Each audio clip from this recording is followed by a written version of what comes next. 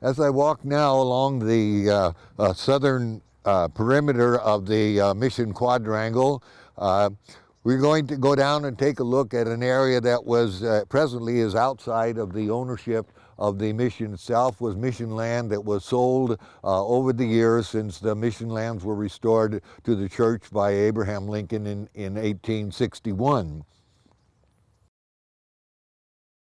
Still proceeding along the southwest corner of the Mission Quadrangle, you will have seen the very high rise, as it were, a small hill, which is the western and southern corner of the Mission Quadrangle, and also the area which is directly south of there, and the present Mission gates, which are the main entrance to the mission from the city of Solvang. These gates only date to approximately 1974, the first ones being a solid wood panel gate, and at later time, in about 1990, these gates were reconstructed into a much sturdier form of steel. As we go outside the gates, we are going to be able to take a look at a piece of the property that once belonged to the mission and is no longer within our possession, but over which we have had a constant influence, in as much as underneath these areas are many of the other mission ruins. Where I am standing now is directly behind the what we call the Sheraton Hotel, which is built on property, approximately 3 acres of property, which was sold to a private concern in 1978. The history of this particular area is quite controversial. It was sold by the Archdiocese to a group of 5 owners here in the valley who wanted to develop the hotel. However, when the sale took place, I noticed that in the financial statement in regard to the value of the property and the amount of money that it was sold for, that I went to Father Roger and I told him that I thought this price was way below the true value of the property. Being a very astute businessman that he was, he immediately contacted the Archdiocese, and he also contacted a man here in the valley whose name was Tom Dobbins. He owned a motel on the other end of town. He researched the value of the property and found that this amount of property was worth 3 times as much as it's for which it was paid. In the end, it resulted in a lawsuit, primarily because of what happened at the archdiocesan level. There was a man working in the real estate department of the archdiocese named Purcell, and it turned out that Mr. Purcell was also a member of the group of 5 that had purchased this property for the hotel. Immediately, Monsignor Hawks, who was the chancellor of the Archdiocese, filed a lawsuit against the group. It went to court, and the contract was nullified. The property then sat loose for approximately about a year, at which time this group assembled again, of course, excluding Mr. Purcell, a group of 4, and they repurchased the land under a new contract for over $1 million, which was the true value of the property. In fact, the original price, the new price, was $1.1 million, and at that time the hotel was built. Later on, this property would again become controversial, not so much because of the hotel itself, but because of something that was done during the building of the hotel, and that was a temporary easement given to the builders of the hotel to use the driveway between the post office and the windmill as an access for service trucks while the buildings were built. The owners of the hotel let this easement stand. The Archdiocese did not cancel it when the buildings were done, and at a later date, when a dispute arose in regard to the post office, which we will talk about in a few moments, came up, this easement became of a vital importance, and again, the mission had to go to court in order to settle the dispute.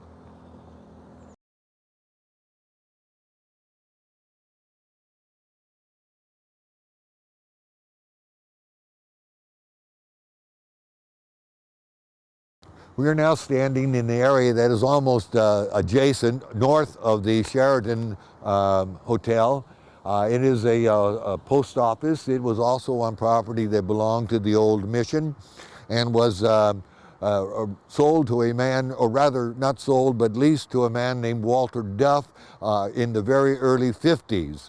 Mr. Duff, and then in turn, having taken a 50 or 40-year lease on the property, proceeded to build a post office for the postal department, and for which the Mission received $1 a year in lease, plus the payment of the taxes on this particular property.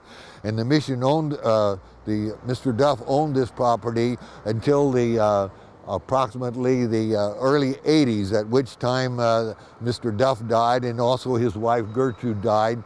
And at that time, they willed the property back to the Mission for an exchange of $15,000. This property also came in under controversy again at a much later date, namely around the late 1990s, 98 or 99, when it turned out that the Mission decided that it would like to get a better return from the post office for the lease on this property, which was a very small lease. At that time, in the part of negotiating with the post office department, some problems of easements were discovered. It was discovered that the easements allowing the traffic passing between next to the post office were also controlled by the owners of the Sheraton. Those leases that I spoke about earlier were found to be still in effect.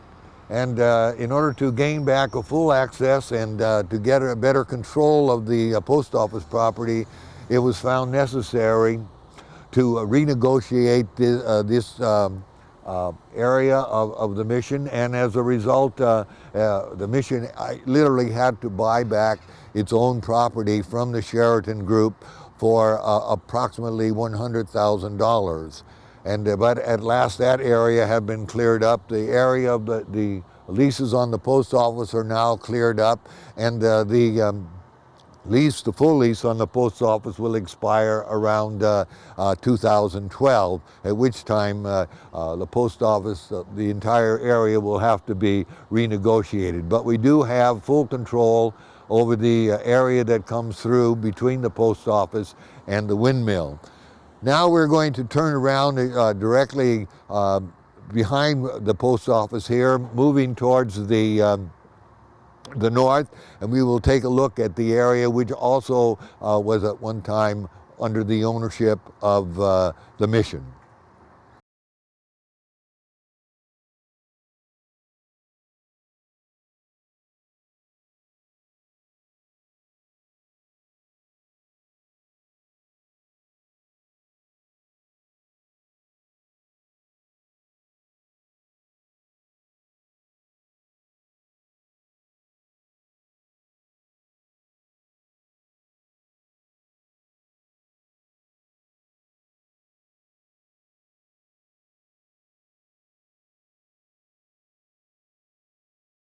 Moving further northward, we are now standing in the exact middle of what was the original Mission threshing floor. It was out here that the grains and stuff were threshed by the use of the mules, and also by the floor, which is approximately a foot underneath the asphalt here, and it was uncovered at the time the buildings and this parking lot was installed. The threshing floor is a rock floor which was very much intact in various spots around. Also, as we pan around this area from the threshing floor, you will see the various shops and buildings which were once part of the Mission property and were farmed by the Mission until around 1950, at which time various portions of this land were sold off, so that we now have 5 different owners and 5 different shops that are no longer in the ownership of the Mission. Also, as we come around, you are going to notice the large slumpstone wall. This wall was built in 1974 as part of the restoration of the mission under the guidance of Father Roger Anderson. This wall is just probably 5 or 6 feet just west or on the outside of the original mission quadrangle. The area along the wall, 20 feet of that was retained during the sale of the other property in 1950 for an easement and right-of-way into the mission, so that from this end there would always be access to the mission. After this lot was paved, the mission leased the land between the wall and the 30 feet out to the city to the various owners of these buildings.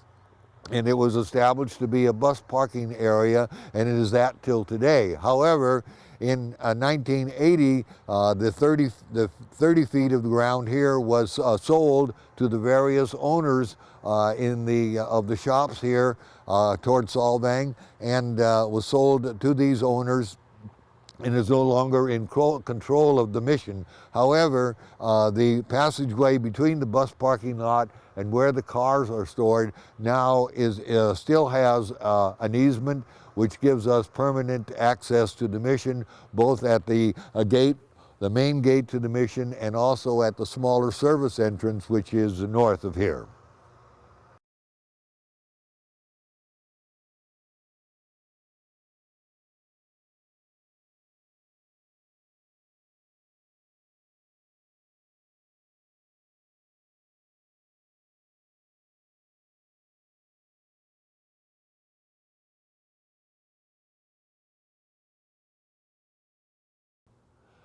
The first piece of property that was sold was the property you see with the very high-peaked roof here, and it's probably, in its time, will become an historical element in the city of Solvang. It is the location of the first Burkholm's Bakery, which is part of the early history of the city of Solvang and the San Ynez Valley. It is now owned by a different family, the Halmy family, but Carl Burkholm and his family owned and managed that bakery for many, many years. The property itself was bought from the church by Raymond Paskey, who first of all developed the bakery and sold it to the Burkholm family, and later on the various pieces of property down here he sold off. At the first few years he farmed them. Later on he built his own, the first mortuary in the city along this property, and it stayed there probably till around 1960 when Mr. Paskey closed his business. As we look further on down towards the north, we will be looking out towards Highway 246 and the city parking lot number 1, which is quite an interesting history as far as the mission is concerned, and involves another legal problem over which the mission had to fight for its rights. It seems that most of the different developments of property here at the mission that are outside the quadrangle have always been involved in some kind of a financial controversy, mostly because the land was so valuable, and it was thought that perhaps this property could be taken from the mission for a song instead of paying the full price of the mission. So we'll now go over towards the parking lot number 1. I'm standing now in the center of what is called parking lot number 1, belonging to the city of Solvang. It was originally, up until around 1960, still within the ownership of the old mission, and was farmed together with the meadow in front of the mission by Einar Olsen. In 1960, a parking district was established here in Solvang because of the increased tourism. And one of the pieces of property which the city wanted very badly because of its close proximity to Copenhagen and Alisau Road, which is the center of Solvang, was this piece of property. And consequently, feeling that because of the necessity for this property to the community, that it could fall under the laws of eminent domain. And as a result, the city of Solvang condemned the property for eminent domain and made an offer to the and settled on a price with the mission on their own without consulting the mission, and proceeded to take possession of the land. However, it was also discovered in the same thing as it happened at the Sheraton, that this property was much greater value than was put upon it by the appraisers. And again, the Archdiocese was forced to go to court and to get a judgment from a judge that the appraisal on that property was incorrect, that a new appraisal should be made, and that should be based on the current evaluation of property within the area. And as a result, the mission again was saved from a substantial financial loss by taking this matter to court. The parking lot was then developed, and part of the agreement was that between the parking lot and the mission, a wall was to be built, and also that an entrance and an arch was also to be established so that there would be permanently foot traffic available to people in town to the mission itself. And consequently, part of the agreement, the financial agreement, was that also this mission arch entranceway was to be built and maintained by the city, so that there would be permanent access from the downtown area to the mission itself. This all was done under the leadership of Father Camillus McCrory, who was the pastor at that time. Later on, a controversy arose over the easement, the walking easement into the mission, which was simply marked by white lines and some occasional steel pole. And it turned out to be that this was a very unsafe area because of the parking lot, and it was again gone back to the city, and they were forced to establish a better easement and access to the mission. And for that, and at that time, a raised area was put in, and a brick walk, which has definitely improved the west entrance to the old mission.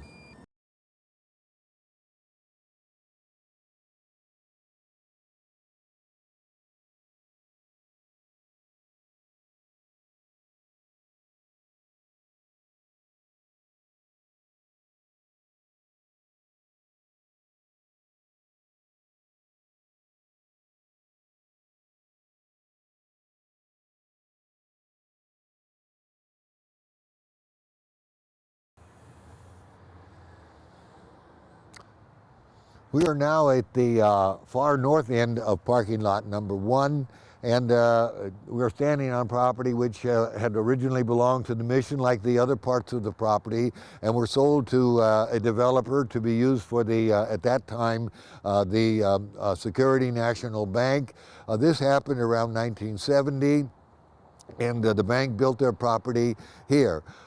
There was no controversy over this property. It was handled at the market value, and has been an asset in that sense to the city of Solvang. However, the area that we are standing on until that time was farmed together with the front meadow, and parking lot number 1 were farmed by Einar Olsen for many years, and was a very natural scene here in the city of Solvang.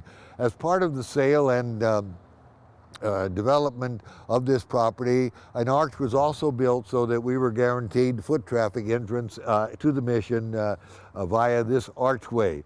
The wall itself dates to a later time, probably around 1978. At that time, the grape stake fence, which ran between the state highway and here, was taken down together with the other part of the arch over here. The grape stake fence was removed, and the slump stone wall was built. Now, as we complete our circle of the mission, we walk towards and through the arch, which is a footpath into the old mission. As I walk along here, I might also note, for technical reasons, that directly to my right here is the main sewer line from the old mission. So all the waste from the old mission itself, excluding the new buildings, passes through this sewer area here to a manhole which is at the on Alisal Road. Now, as we walk towards the the mission, we will go to the arch, which was built and established for us by the city of Solvang, and is a heavily traveled area for the mission from foot traffic from the downtown area of Solvang. So from here on out, we will now be taking a better and closer look at the mission itself. We have now entered into the inside of the mission itself, inside the mission grounds, as it were, and along the path from under the arch, and we will be moving back out into the meltdown part of the old quadrangle. This walk was established directly after the establishment of the arch and has been in constant use by the foot traffic from downtown since then. As we move back into the inner circle, or the inside of the mission quadrangle, we are now walking over part of the meltdown in this rise, which you see here before you. Looking forward there, you see what is now the service entrance to the mission. It was at one time, after the mission period, the main entrance into the mission itself. Car traffic, etc., used this gate. It is now a private entrance used for service only. Also, the main water supply from the mission at that time, this would be up until 1974, came in from the city of Solvang, from Alisal Road, and moved directly across here under the asphalt and up to the mission buildings themselves. To my left, we were able to see some of the rise that we saw from the other side of the mission quadrangle. As we walk along the service and tourist entrance to the mission now from the city of Solvang, the first building that we come upon is this small building. This building has quite a history. It was built in 1906 or 8 by Father Buckler. He had at that time bought an automobile. He didn't have any place to put it, and consequently, as a result, he built himself a garage in this area here. And that served as the garage area for Father Buckler until he left. At that time, the buildings were abandoned for a number of years until sometime in the late 40s. At that time, 2 people came to live here at the mission. One of them was Brother Alexis, who was a member of the Capuchin order. He was not a priest, but he was a member of the order, and he did more of the grounds work and other work around the mission itself. He was a great carpenter, and at that time he created inside this building a up-to-date carpenter shop, and in this carpenter shop he built many of the pews that were in the church at that time. He also built many of the kneelers that are still used in the mission. Shortly thereafter, a gentleman who worked on the dairies used to come in here and would work and help Brother clean up the gardens and prune the hedges and bushes and that type of thing. When the dairy closed, he had no place to live, but he was spending most of his time here at the mission, helping out in the gardens. His name was John Gebhardt, and he had quite a history here at the mission. At that time, Father Tim decided, well, since he was working so much time here at the mission, that it would be great if he had a place to live. But there was a conflict. Brother Alexis had his shops in this building, so it was decided in a compromise that the building would be divided into 2 parts. The part the furthest up this way would become Brother's carpenter shop, and the section on this lower area here would become what we called Old John's house. And John moved in there and lived there clear up to about 1994, at which time he was found dead one morning, lying on his bed here. But he was quite a character. And we will talk about him later when we get into the mission gardens. But he lived in this area, and it was nowhere quite as elaborate as it was. This was just a large area that he had fenced in, and he kept his chickens here. And also behind this area here that is now occupied by this small storage building, there was a tremendous eucalyptus tree, which had probably a width of almost 8 foot. And I do not know how high it was, but it was extremely high. And in the early 1990s, this tree became a hazard. Quite often, the branches would break and fall to the ground out over the footpath here, and also over the area that we're going to look at next, which are the public restrooms and the garages. So it was decided that the only way to properly treat this tree was to remove it. And so it was removed at that time, and the wood had to be destroyed because it was so brittle and hard that it couldn't even be split. So he was taken onto a lower area of the mission, and it was buried in the ground there to decay. After old John died, this building became a retirement home for Father Tim, who had been the pastor here at one time. And during the administration of Father Cyril, Father Tim retired. He was serving at the state home in Bakersfield as a government employee, chaplain at the home there. He retired, and he did not, he was, at that time, the Capuchins would retire in their old age at San Lorenzo. He preferred to stay here, which was a kind of the love of his life. He had spent much of his time, we'll talk about him later, here at the mission. And so Father Cyril asked the men's club to totally remodel this building, which we did. The roof was removed. The interior of the building was totally taken down and restored with knotty pine and paneling. The outside of the building was stuccoed. A new roof was put on using the old tiles. And Father Tim lived up there until just recently, here at the turn of the century, when he passed away almost at 100 years old.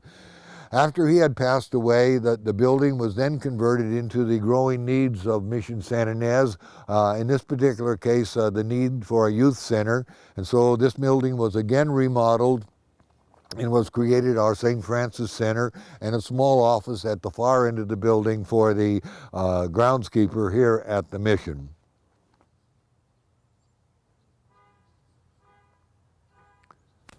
Just next to and east of old John's house that we'll refer to here was built as the public restrooms for the tourists that were taking tours in the garden, and also under Father Tim's direction at the time the school was built. Also, these garages were established. There were actually 3 garages at that particular time. The one in the middle has been filled in and is used for an office at the present time. But there were 3 garages established here, one for the brother and one for the priest, and then one for a visiting priest. Father Tim had a wonderful appreciation of the historicity of the mission, and you can see the tremendous effort and design and thought that went into the building of this garage, so that it kept the old mission flavor here with the tile roof, and many of the tiles that were on the mission that had deteriorated over the years or fallen off of the buildings were saved and were replaced here, and they are preserved in that way for the future. The garage itself is quite a project, and is something we can really be proud of in view of the very simplicity of the building, that it's nothing really more than a place to park cars. But it does make part of a very nice entrance into the mission for foot traffic. As we approach the youth center, we're going to take a few moments to take a look at the shop area. Until 1968, there was no area here at the mission in which any tools or anything could be stored.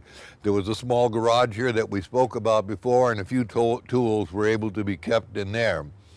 However, in 1968 to 1972, with the aid of the men's club, and particularly the work of George Stanton and Dennis Perry, the shop area was constructed. It consists of 3 buildings built over the course of 2 years and a concrete slab. We'll now go into the shop area and just get a brief view of what goes to make up the maintenance section of Old Mission San Ines. This is the shop area. I will draw your attention first of all to the concrete slab. This concrete slab was poured in one Saturday by the actual work of the men's club, and also the material and everything that pertained to this slab was paid for by the Mission Men's Club as a result of their different activities, their dinner dances, and part of their fiesta money. Also, after the slab was poured, we were able to construct 3 buildings. One building which houses the small tools and is some storage. At the far end is a building that meets it and goes across this way. And that building was constructed primarily to store all the booths and anything that had to do with our annual fiesta. It is no longer used for that because the booths have changed. However, it is still an area that is available for the shop. Some of the power tools and also the storage of the machinery and lawnmowers, etc., are stored in this part of the shed. So, in the summary, this part of the work area was constructed first. A year later, this area that we're looking at right now was constructed. Later on, the 2 buildings were connected by another building, and after that, in about the year 2000, the roof connected the 2 buildings together.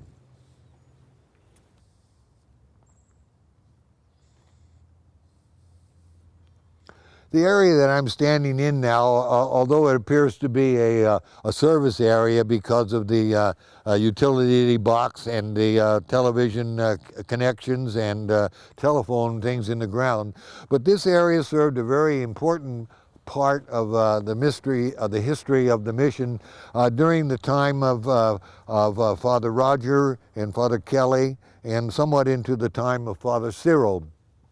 Brother Patrick came here shortly after the arrival of Father Kelly, and much like another brother that was here much earlier, he loved gardening, and this area was quite blank, and at that time he turned this into a very beautiful garden, not only of flowers and bushes and shrubs, but also of flowers, and it was quite attractive. People used to stop and marvel at this particular area.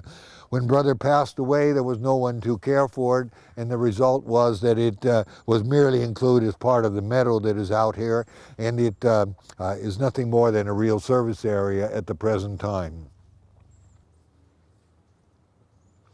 We are now standing at the west side of the new addition to the mission, the restoration of the mission, which took place in the 1980s. At this particular point is the juncture of the old building and the new building. So half of this arch is in the old building and half of this arch is in the new building. The area that is over here we will discuss later when we get into the gardens, etc.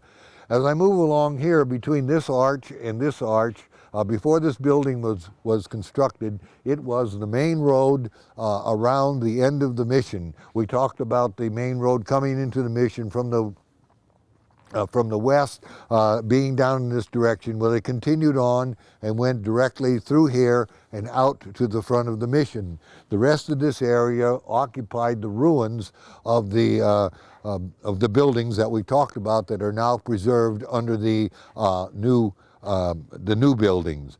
And as we walk along here, we can see that there is not much to be done here in the line of historical reconstruction, except the fact that to create the effect of the second story on the mission, it was also at that time necessary to install some public restrooms. They were done in this part of the building. But the overall general appearance, together with the balcony, are not true faithful to the mission period.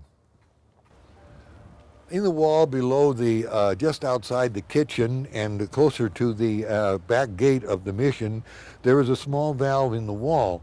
And the purpose of this is to acknowledge its presence, because should anyone turn this valve, the water will flow through it. But it also, at the same time, it will set off alarms at a central office in Washington, D.C., which monitors our fire safety system. And once a flow of water is showed, that the local fire departments respond, because there is a flow of water in the sprinkler system. It sets off, it gives them the communication that there is a fire in the building, and they respond. And we have had this happen at least once in the past by someone actually turning that valve, and we had 8 or 9 fire trucks showing up here and responding to a fire situation when there was no fire situation. We have again returned to the front of the mission, and we are going to take a look at the mission from a whole new perspective, namely, what does it look like from the mission itself, looking out on the area, a very beautiful native area that surrounds the mission. The area that we are looking at extends out towards the San Ines River and clear over as far as Refugio Road.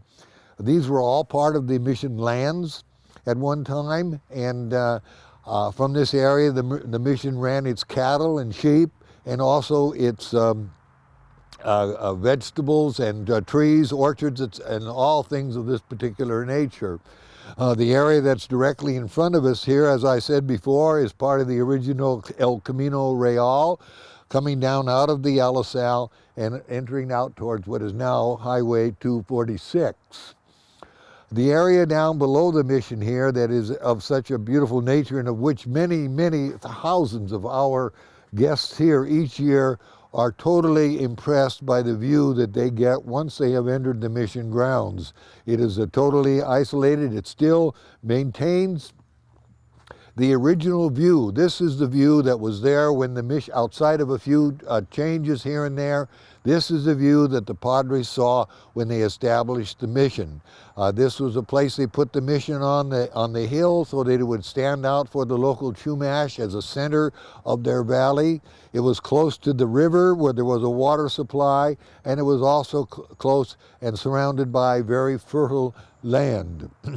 Over the years, there have been many, many attempts to take away this view, which belongs to the mission. The latest attempt was during the mid-1980s, when it was decided to create a traffic element for the city of Solvang in order to relieve some of the traffic. And part of that solution was to take a road from Alisal Road which would be the south end of the mission, and run it across this field, so that, looking out here at the present time, had that plan succeeded, a road, a 4-lane highway would have went out in front of the mission, completely destroying the natural effect that we have in the mission. And of course, the next effect of that would be, wherever a road goes, there also comes development, and perhaps by this time, or very close to this time, we would have had housing or commercial areas or whatever. And consequently, a group of us here at the mission formed a committee called the Sunny Fields Committee, and we fought this thing very strongly for 4 years, before the city, before the county, and before every public entity that we could, in order to stop this thing. We were not being very successful until we were able to force the city to put this measure on the ballot. And it was on that time, putting this measure on the ballot, that I think the entire legal departments of our city realized how important this area was, because it was one of the largest votes that ever took place here in the valley. 75% of the people who voted to preserve this area, and thus the mission was preserved, and that this is out of the general plan now. And the future of this field is very promising, because now, in union with the Santa Barbara Trust for Historical Preservation, who own the land that is at the far end of this field below, we are joined together, and together with the state of California, and probably by 2010, this entire area will be dedicated as a state park. It will have an interpretive area, we'll have trees and pathways, and orchards and everything, so that for the future this native natural view will be preserved. And we are very proud of the accomplishments that we have done in this regard, because especially under the administration of Father Jim Cleary, who led this Sunny Fields battle and gave his full support and the support of the Archdiocese to preserving this area. And so we are very proud of that accomplishment, and we are sure that the residents of California and the United States will be able to appreciate this view for at least another century. Before we leave this part of the second floor of the mission, I just want to draw your attention to the portion of the new building, which begins at this area right here and extends down there for the number of arches that we discussed before. It is of similar nature, not quite identical to the porch that we're on now, but it does still recreate the necessary effect of the building as it was built by the Padres in 1804. We are again back at the western side of the quadrangle of the old mission, and as you will recall, we were taking a look at the old John's house and also the garages in this area here. We are also standing right at the spot where the old mission quadrangle ended, and the new addition from the 1980s were built. As we move in the direction down towards the old quadrangle, we will be getting our first view of the mission gardens, which were part of the mission in the early period.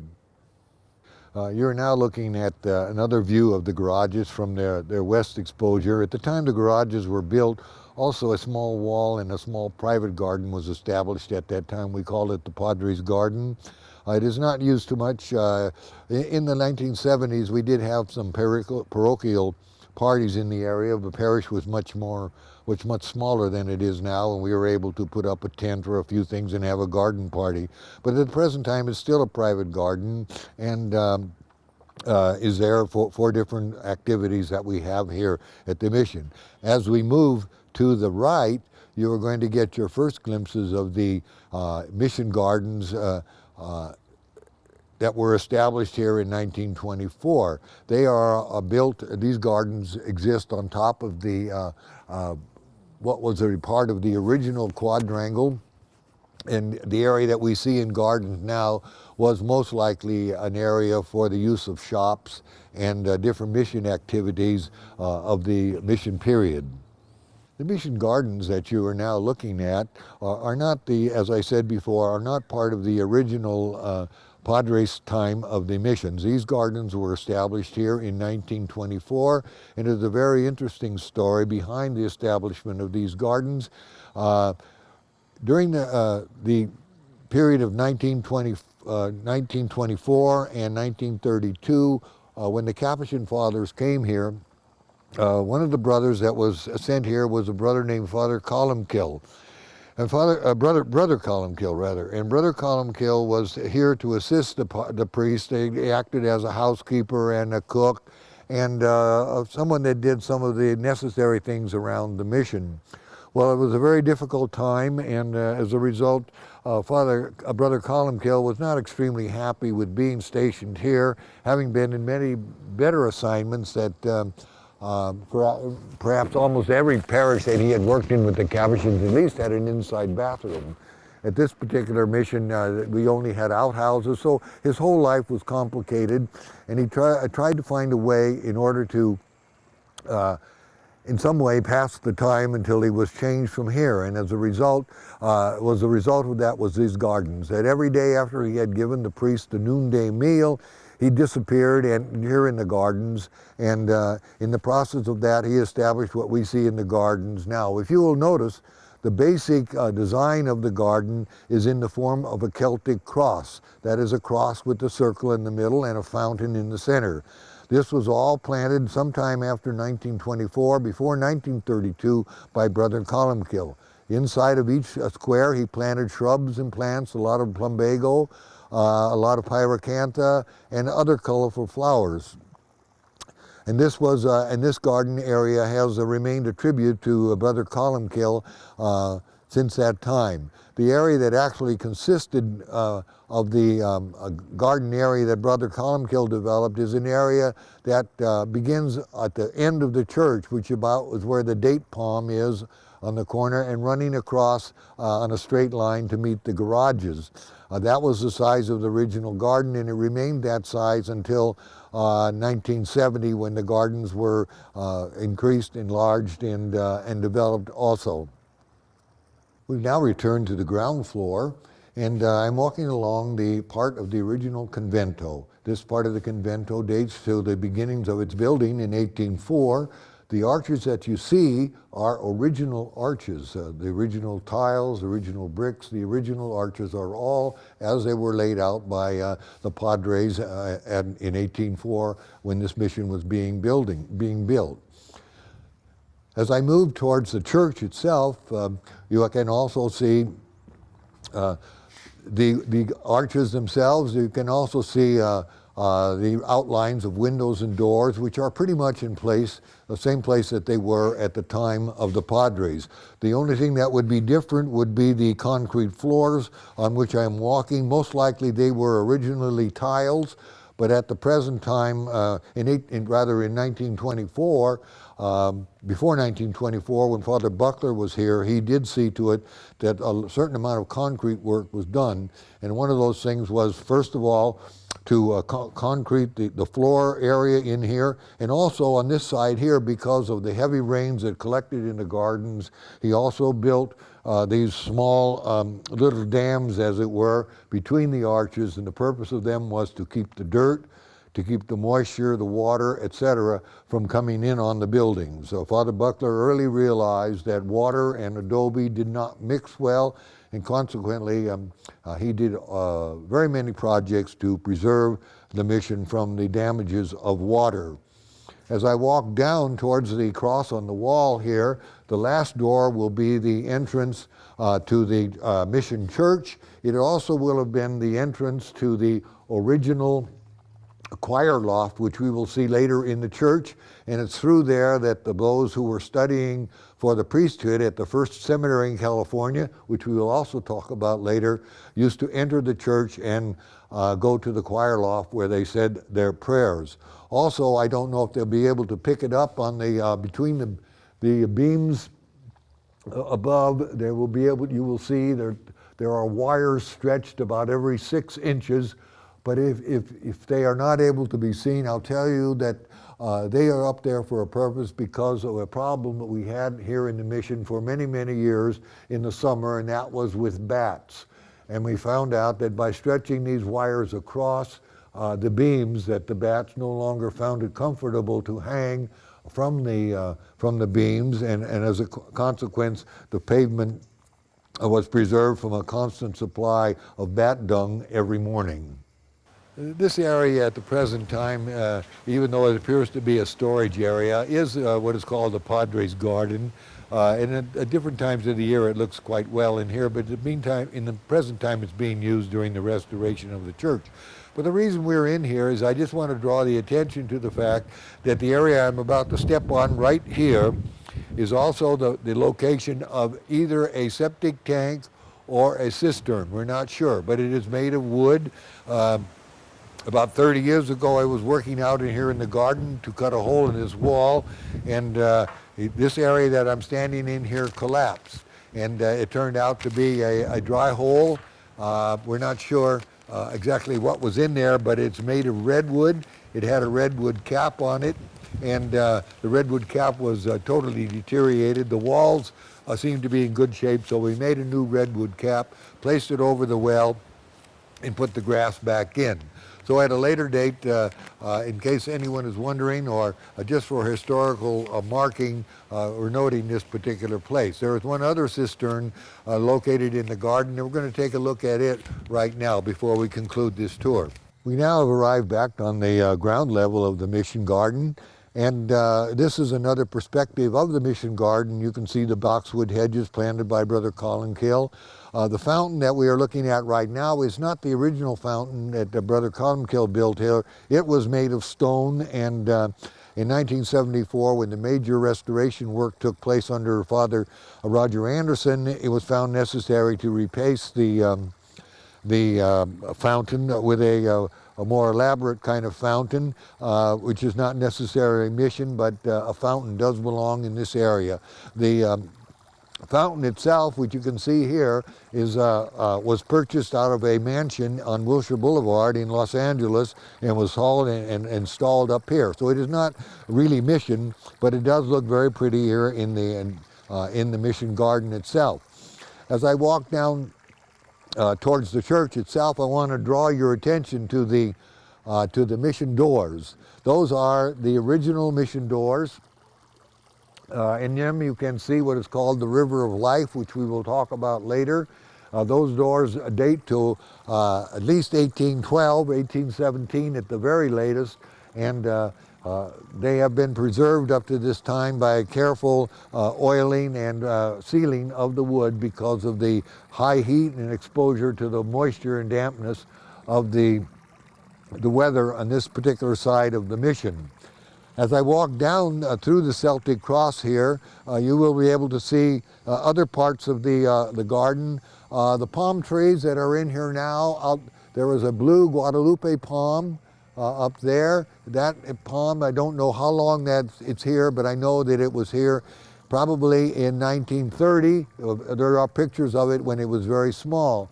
The other palms here and all the other palms that might be scattered about the garden, I planted myself here. They came from an old motel down on 5th Street, and we dug them up and planted them here in the gardens, and they were very small, only maybe 2 or 3 feet when they were planted. Over to the right is a magnolia tree, which were given to me by my children on my 25th anniversary here at the mission, and they planted it there, and I've taken very good care of it over the years.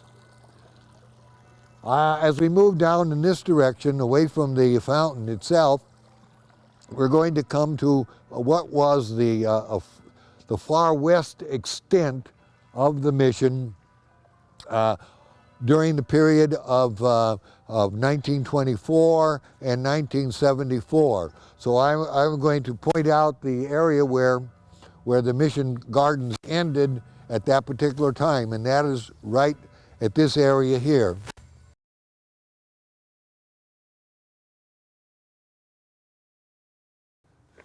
Drawing your attention again from a different perspective, this is Father Jimeno, the remains of Father Jimeno's wall, which we talked about being established in 1835 by Father Joaquin Jimeno. As you can see, we've been able to retain and preserve this much of the wall, although it did run completely up to the mission church. As we walk down along this way, we are now entering the area of the new gardens, which were added in 1974 to 1978, which almost doubled the size, or more than doubled the size, of the original mission gardens.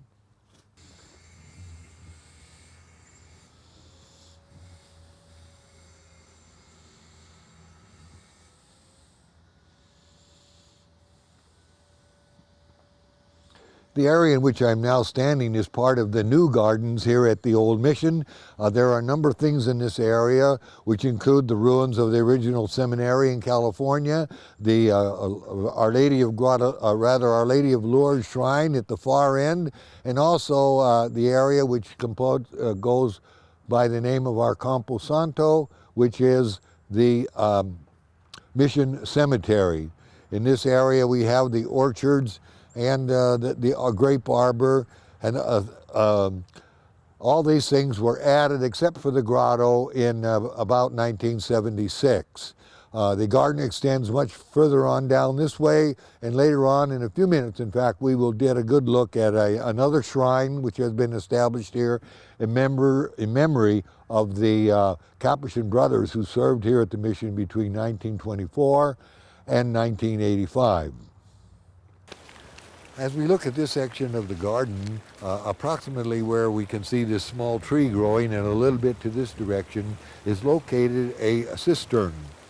As we talked about before, in Father Buckler's time, he found it necessary to put rain gutters on the building. but in order to collect some of the water here at the mission, he had a cistern dug, and it is located in this area. It is made of brick with a concrete cap on it. We have never opened it up, but we do know that it contained probably around 100 gallons of water. The original fountain that was here at the mission was not circulated water, and it was under a constant drip, and the overflow on this ran under here and ran into the cistern. Quite often, if the water ran too long at any one time, the cistern would fill up and would flow over into this garden. At the present time, it's totally abandoned, but it should be noted that it is located in this particular area. It dates to the time of Father Buckler, and it was connected to the rain gutter system on the building. We must remember that the roof line came down over the top of these arches, and water was collected in the rain gutters. It ran this way and dropped into this cistern.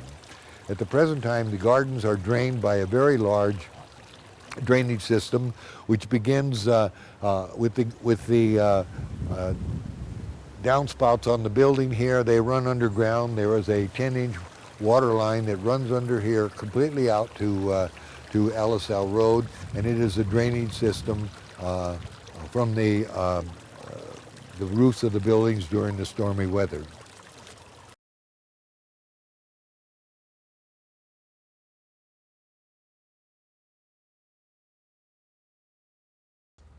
We have just left the area of the original gardens of the mission, that garden established by Brother Columkill. We are now into an area that increased enlargement of the garden in 1974 to 1978. The area that we are standing in is close by to the ruins of the old seminary, the first seminary here in California. It was run by the missionaries attached to the mission, and it was established in 1835, was built on this site here, and the ruins are totally intact as far as the floors are concerned underneath. In a few moments we'll walk over, and we do have a portion of the floor that is exposed, and it was the first use of asphalt for flooring and pavement in California, here at Old Mission San Ines, and it was used in the bottom floor of the seminary. The seminary was a two-story structure, and it ran from this direction here, and it ran all the way up here to where you can maybe see in the background the grotto to Our Lady of Lourdes.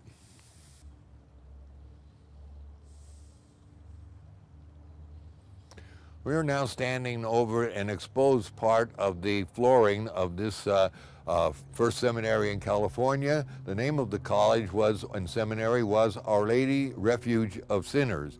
And it is from this name here that some portions of this valley have been renamed. For example, the Refugio Pass and the Refugio Road are in memory of the seminary that was here in California.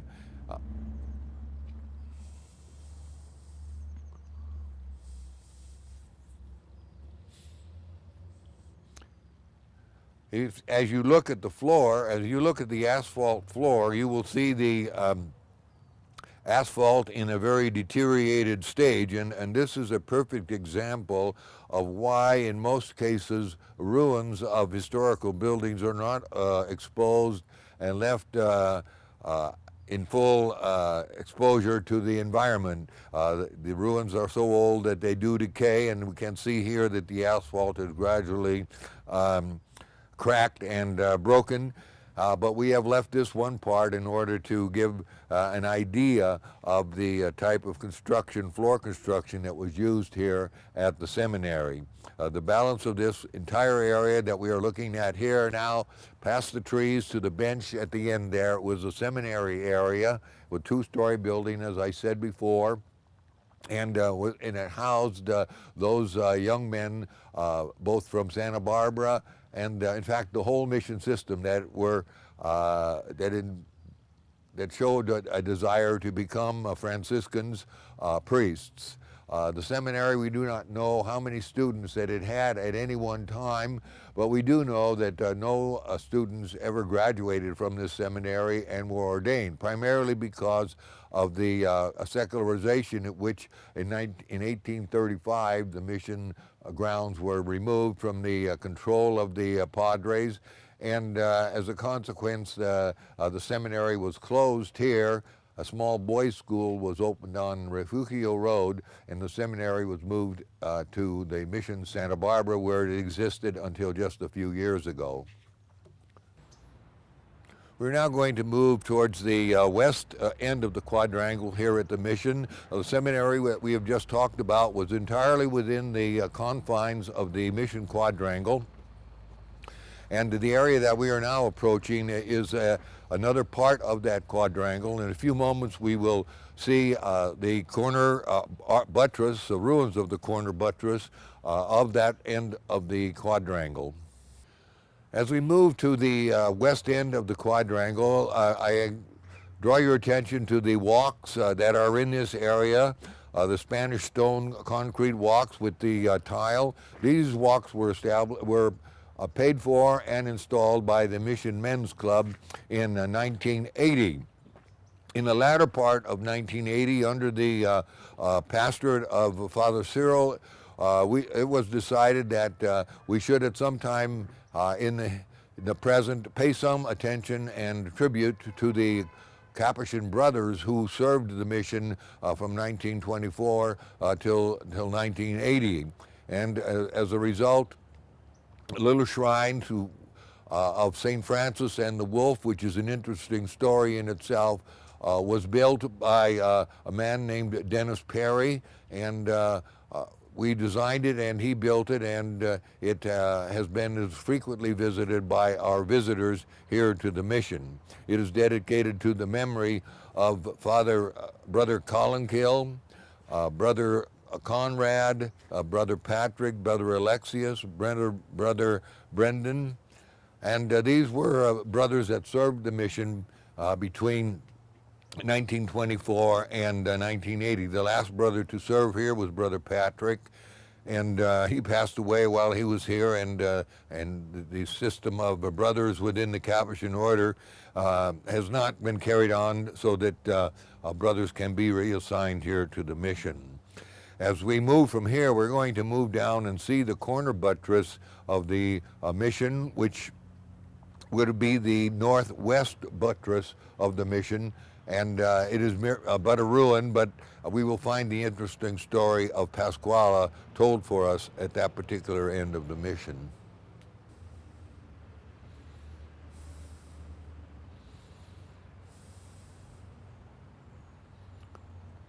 As we stand at this northwest corner of the Mission quadrangle, you will notice that we have here a large formation of rocks. These formation of rocks and limestone plaster formed the corner buttress of this end of the quadrangle, and this is all that we have remaining. The rest of the buildings have melted and they lie within here. However, we do, as you look about here, we do have the area of this corner outlined, and some of the foundation stones of that corner are shown here in this more or less nothing much more than a display of the corner of the quadrangle. But looking over to my right here, you will also notice that there is a small interpretive sign. This sign recalls a very old tradition, a very old probably a myth about what happened at the mission. It is the story of Pasquala and how she saved the mission from being destroyed by the Tulare Indians, coming and warning them of an apparent attack on the mission. Without going into that story, the full explanation and the full legend of Pasquala can be found in Marie Walsh's book, on Mission San Ines, a Mission of the Passes. Okay. Let's see. Okay. We are now going to go back to the area of the seminary, and from there we will proceed towards the cemetery or Campo Santo of the old mission.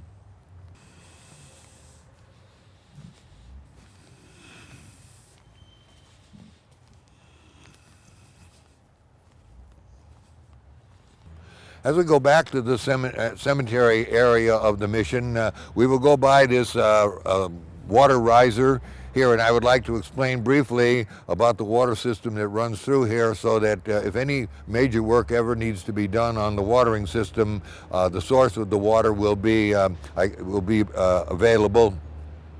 The line that you see here is about, underneath this line are two 4-inch lines that come from the highway, which is 246 here to my right. They run on direct line to the highway to the city water meter. They run through here. As it passes here, one of the lines, which has been determined to be an irrigation line, this riser is attached to it, and from this riser, all the water that supplies the gardens in here is derived. On the other side, going through here is the other 4-inch line. It continues on through until we come out to the middle of the quadrangle, where it turns and goes down and to a water meter, which is located by the back gate to the mission, and that is strictly domestic water. Again, we are back at the seminary area, and we will now proceed towards the Campo Santo, or the mission's cemetery. As I approach the cemetery, I would like to draw your attention to two things. Number one is the arbor under which I will be walking, and secondly, a grotto to the honoring Our Lady of Lourdes. The arbor that is here dates to about 1978. But before that, there was an old grape arbor out here. We're not sure whether that was part of the mission period or not, but that was so badly decayed, and the grapes were so non-productive anymore that in 1974, 78, this arbor was destroyed and a brand new one put up, and is a frequently used path as our visitors go to see the cemetery. But as I move along here, at the end of the arbor, we're going to come to a very interesting and historical, in its own way, piece of mission life. This is the grotto of Our Lady of Lourdes. It is not part of the original mission, but it was, it was constructed here in the late 1940s by a man named John Gebhardt, who was, we spoke of before, who was a person who worked on the dairies and came in here to help, and eventually came to live here at the mission. He had seen the movie, The Song of Bernadette, in the late 40s, and was quite impressed by the story of Our Lady of Lourdes. And so he, when he came here to the mission, it was always within his mind that he would build a grotto to Our Lady of Lourdes, fashioned somewhat on the original grotto in Lourdes in France. But the unique part of this grotto was that John was quite a penurious type of person. He, although he was quite wealthy in his own right, he was very slow to spend any money. And as a result, he did two things here which make this shrine outstanding. Number one, every rock that you see in this shrine, he drove up in his old Chevrolet, loaded in the trunk up on Figueroa Mountain, and brought down here with trunkfuls at a time. After having done that, instead of buying a few bags of concrete, he found a few bags of concrete out in Brother Alexis's carpenter shop, which was already hard and of no use. But John, in this particular case, made up his mind that he would reuse this concrete, and as a result, he took a sledgehammer and he broke and reconstituted all that concrete back so that it could be used here as the mortar in this grotto. It took him about 3 years to build this, but it is a very, very sturdy structure. Lined within it is wire and mesh and anything that would be needed to keep the arch strong and protected. You can also notice how thick the walls are here. When it was completed, he There was a lady that lived here in the parish. Her name was Lisa Andresen. She was married to the son of the man who owned Borgie Andresen, who owned the Danish inn at that particular time. She was an Austrian, Bavarian, just like John, and he asked her if she would be able to find a shrine in Europe or a statue in Europe to Our Lady of Lourdes, and that she did through her contacts, and this beautiful statue of Our Lady of Lourdes and Bernadette were the result of that. She obtained it for him, but this is the one place where John invested a great deal of his own personal funds in producing this grotto, especially the statues. We have had problems over the years with the candles within the grotto because they were carelessly placed there, and as a result, one time the statue of Bernadette received some serious burns from the candles, and as a result, we moved the candle stands to the outside. One of the very interesting things about this, and little known things about this statue, was that in 1974, when the gardens were being reestablished, Monsignor Hawks, who was also the Chancellor of the Archdiocese and overseeing this project for the Archdiocese, determined that the grotto should not be here, that it should be taken down and either reconstructed somewhere else or be done away with. To this day, do not really understand his motivations in doing this, but the company that was doing the construction work here, J.T. Patrick Company, were given orders to take down the grotto and remove it.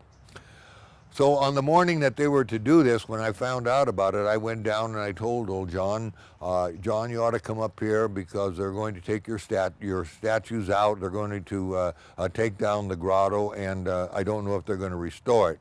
Well, of course, John became very emotional and angry over this. And so I walked back into the garden. A few minutes later, John appeared at the far end of the garden down here with a shotgun.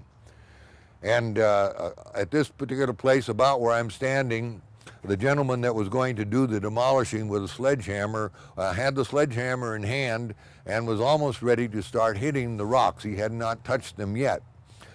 And at that particular point, John called out from him, telling him that if he took that sledgehammer and even hit this grotto, that he would shoot him. And of course, this was enough of an intimidation to the worker to stand back. And when Father Roger became aware that what was going on here, he called Monsignor Hawks, and the project was left to be where it was. It was a very emotional day for everyone here, an emotional day, of course, for John Gebhardt, the builder of this grotto.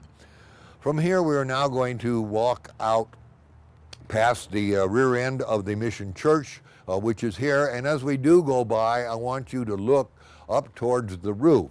And as you look up at the roof, about 6-8 foot down from the ceiling, or from the actual roof of the mission, you're going to see the outlines of another building. And that outline is where the quadrangle took over on a one-story level and proceeded to the buttress that we saw here a few minutes ago. And it was in this area that there were the stables and the blacksmith shops, etc. But we can see the outlines of the original mission buildings which fell into decay. But it is quite interesting that in this area, the area I am standing in right at this very moment, where the Indian revolt had its worst day, it was at this part of the Mission Quadrangle that the fire was set that would eventually burn down this mission. However, the Chumash came to the rescue. The priests were holed up in this little room at the back of the mission, and the Chumash Indians came, put out the fire, and thus saved the mission on that day. And this, of course, is a great symbol of the fact and the denial of the quite often said that the Padres and the neophytes and the Chumash were abused by the Padres. The Padres at this mission were extremely held in in high esteem by the Chumash, and we have many, many stories of their affection and love of the Padres and the Chumash here. But this is one example how they came, rescued the Padres from death, and also from saved the mission from burning. We'll now go out into the cemetery and see this very historical part of our mission.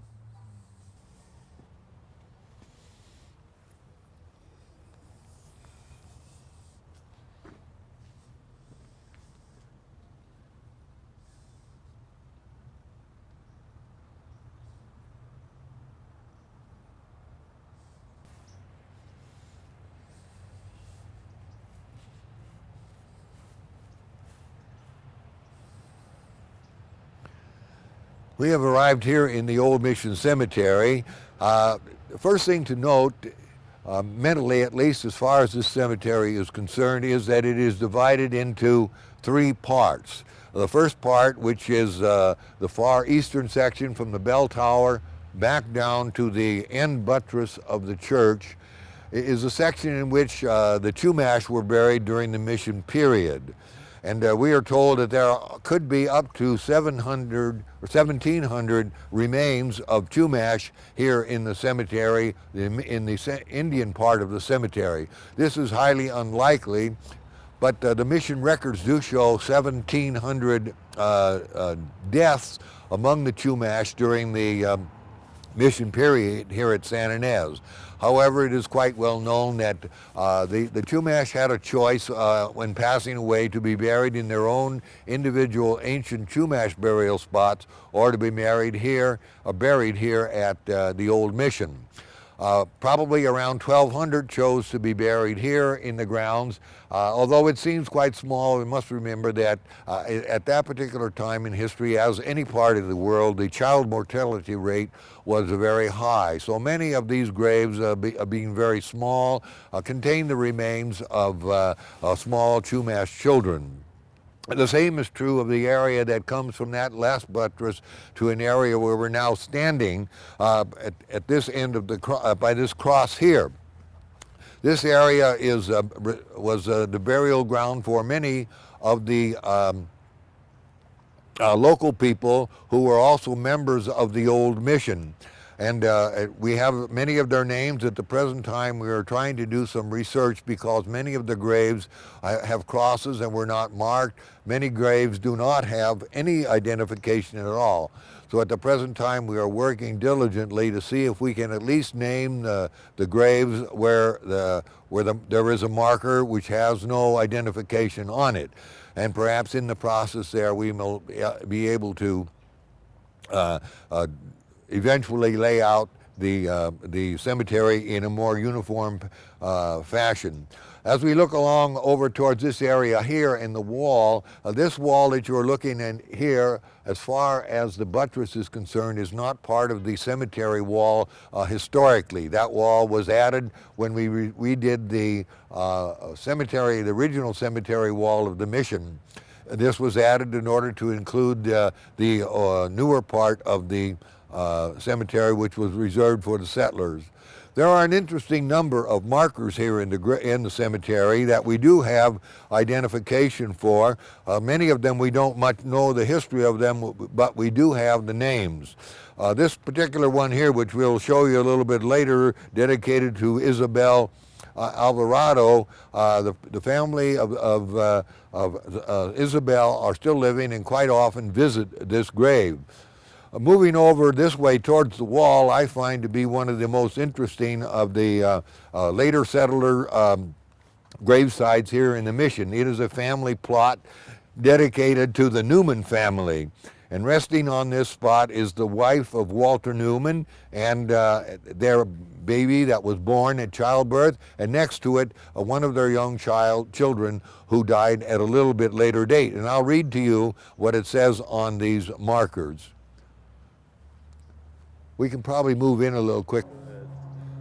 This gravesite is dedicated to the memory of Elizabeth A. Newman, the wife of J.W. Newman. We know very little about them except that they were settlers here in the very early times of the mission. You can see that Elizabeth died at the age of 30, and we presume that she died at childbirth because her son, Walter, is also buried with her in this grave. Immediately to the left of this monument is also another child of the Newmans who was 2 years old and 1 month and 26 days, as the markers say. This is all we know. They are recorded in the archives of the mission. We know nothing about the family at all, and we have no identification or marker or archival reference to whatever happened to J.W. Newman, the husband of Elizabeth. But it might be quite well to notice the, and it may not be able to be viewed by camera, but across the top of this cross, which we have just recently had restored, is written the words, Noble Lizzie. And this is a very, that's what makes this monument quite so interesting, because it does reflect the devotion that Mr. Newman had towards his wife Elizabeth, and he left this memory of that dedication to her in the inscription that he has on the cross. But and it's also noticed that on this monument down here that in the old tradition that this was not just Elizabeth's child, but this was our baby. So it identifies the family feeling there and shows the dedication of this family. As we move along the wall, we're going to pass a number of family grave sites. This is a family grave site for the Ortega family. We don't know, at the present time, we know very little about them. We know the names of at least 4 of the people that are buried in this family site. We don't know at this present time, but we hope to in the present to be more specific as to how many sites are actually in this. The same thing as we move further up along the wall, we are going to come to a family plot. And as you will notice, that these are generally 4-sided monuments. And that is generally the case what happens in the death of children. So we presume both at the Ortega and the Lopez sites that these were, reading the markers on there, that these children were anywhere from 1 to 3 or 4 years old. So generally the family would just put a marker there identifying the resting grounds of their children. But also this family here does have some adults that are buried here. We do have the remnants of an early cross, which identifies the person on that cross as Pete Lopez.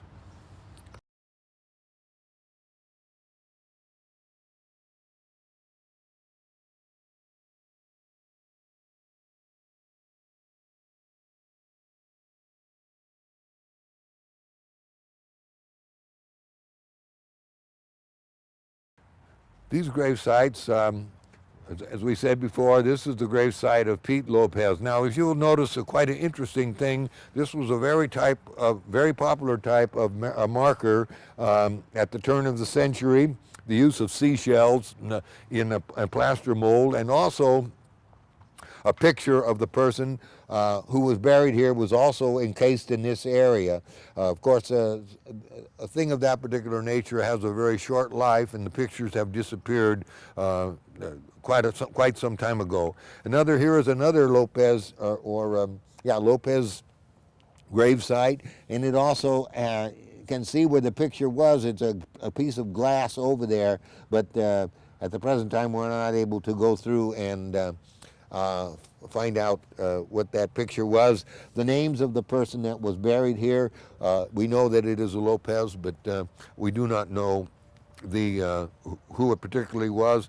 And this particular marker here is dedicated to G. Lopez, and we don't know any more than that. I did some restoration on this marker because it was broken and was just laying here during the last year.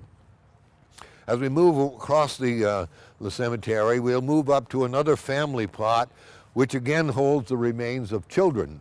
And that is the Dominguez site. It is, we know very little about this Dominguez family. We don't seem to be able to track any present people here in the valley with this name. It is a Dominguez. But both of these are children. One was born in 1890 and died in 1890. That is Refugio. And in this gravesite is the remains of Daniel, who also died before he reached the age of 1. So as we said before, many of the grave sites, both for the early settlers and for the Chumash also, were grave sites of children because of the high mortality rate in those times and the rough, difficult life that was lived here in the early days. This is also a gravesite of a very old family here in the valley, and members of this family still live here in the San Ynez Valley. This is the gravesite of Mrs. Julia B. Franzina, and this lady was the mother of Palmyra Murphy, who is one of the very old parishioners here. She died at 102 a number of years ago, but 2 of her daughters still live here in the mission. And the family does still come, as you can see, and occasionally put a little flower marker by the mission. But she died again, as many people did here at a very early age. Julia died at the age of 37 years and 6 months. But her family is still here. They still look after and tend to the grave. Moving a little bit over here, we'll probably see the last burial that took place here in the mission in the visitors section, and that is the resting place of Pedro Pico, and he was buried here in 1938, and he is also a member of the armed services, and his grave is always marked on Memorial Day as the soldiers of the wars are remembered here in the Mission Cemetery. The marker that is here is not a marker that belongs within the cemetery, but it was brought here by some visitor at one time who found this marker down by the grist mill. And in order to keep it from being lost or stuff, I placed it here at the mission. And I just wanted to be noted that this is not the marker that belongs here in the cemetery, but it is a way to keep it and preserve it until there's some way we can determine whose marker this would be and perhaps where it came from. But it is of the mission period because we notice that it is sandstone.